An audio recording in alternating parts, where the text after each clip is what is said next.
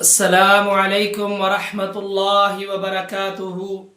بسم اللہ الرحمن الرحیم۔ فمن حاجک فیہ من بعد ما جاءک من العلم فقل تعالوا ندعو ابناءنا وابناءکم ونساءنا ونساءکم وانفسنا وانفسکم ثم نبتہل فنجعل لعنت اللہ علی الکاذبین۔ معزز سامعین، ڈاکٹر ذاکر نائک حافظہ اللہ تعالی پاکستان میں الحمدللہ اللہ کی توفیق سے موجود ہیں اور پاکستان میں گج رہے ہیں، برس رہے ہیں الحمدللہ اللہ کی توفیق کے ساتھ۔ اور ڈاکٹر ذاکر نائک حافظہ اللہ تعالی کو ایسا ٹولہ بھی ہے کہ جس نے مناظرے کا چیلنج بھی کر دیا، لیکن اس کو اس بات کا علم نہیں ہے کہ ڈاکٹر ذاکر نائک حافظہ اللہ تعالی مسلمانوں سے مناظرہ نہیں کرتے۔ ان کے جتنے بھی مناظرے ہوئے ہیں وہ غیر مسلموں سے ہوئے ہیں۔ اللہ اکبر اللہ۔ آج ایک مرد مجاہد نے الحمدللہ اس ٹولے کے جو سرغنہ ہے اس کو للکار دیا ہے۔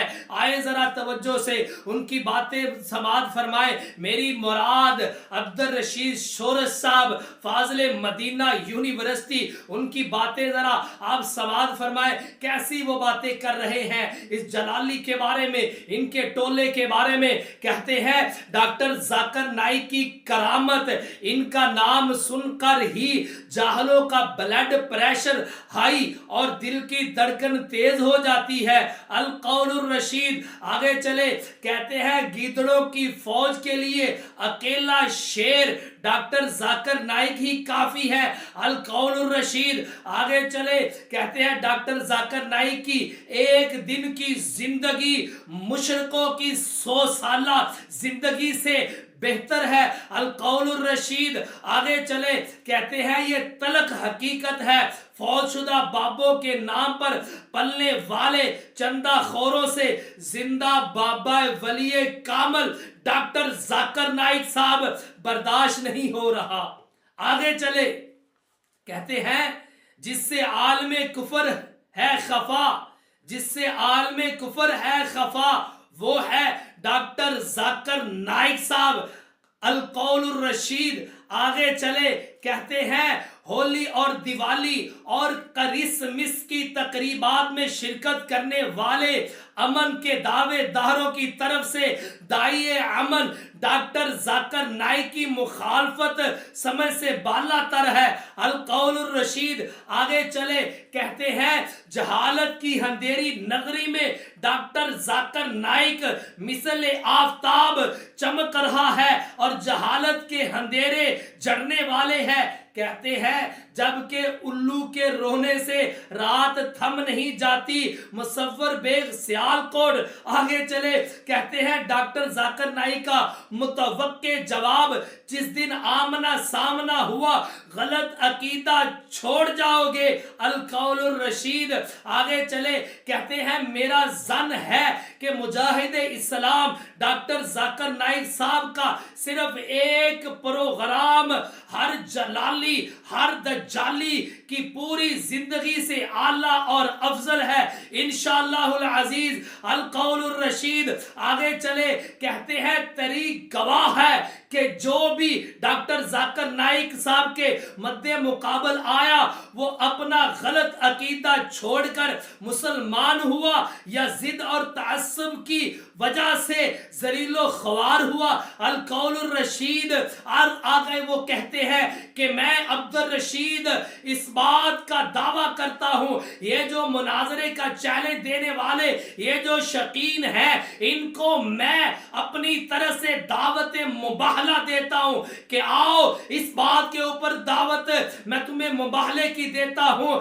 کہ ڈاکٹر ذاکر نائک صاحب محسن ملت اسلامیہ ہے اور آپ کے نظریات اور آپ کے عقائد طرز عمل قرآن اور سنت کے مطابق نہیں۔ کہتے ہیں اگر ذرا سی بھی تم میں غیرت ہے تو میرے چیلنج کو قبول کرو۔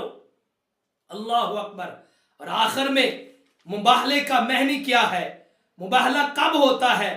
جب دو فریقین، مباہلے کا معنی یہ ہے کہ جب دو فریقین ایک دوسرے پر لعنت کرے. یعنی مباہلے کا معنی یہ ہے کہ دونوں فریقین ایک دوسرے پر لعنت کرے، اکٹھے ہو جائے، جمع ہو جائے. اللہ پاک نے اپنے قرآن پاک میں اس بات کا تذکرہ کیا، فرمایا اے پیارے نبی یہ یہود و نصارہ تم سے مباہلہ کرنا چاہتے ہیں، ان سے کہو آؤ اپنے بیٹوں کو لاؤ، آؤ اپنی عورتوں کو لاؤ، خود بھی آ جاؤ، میدان میں آ جاؤ اور میدان سجا لو. جو جھوٹا ہے اللہ سے دعا کرو، اللہ جو ہم دونوں میں سے جھوٹا ہے اللہ اس کے اوپر اپنی لعنت کر دے.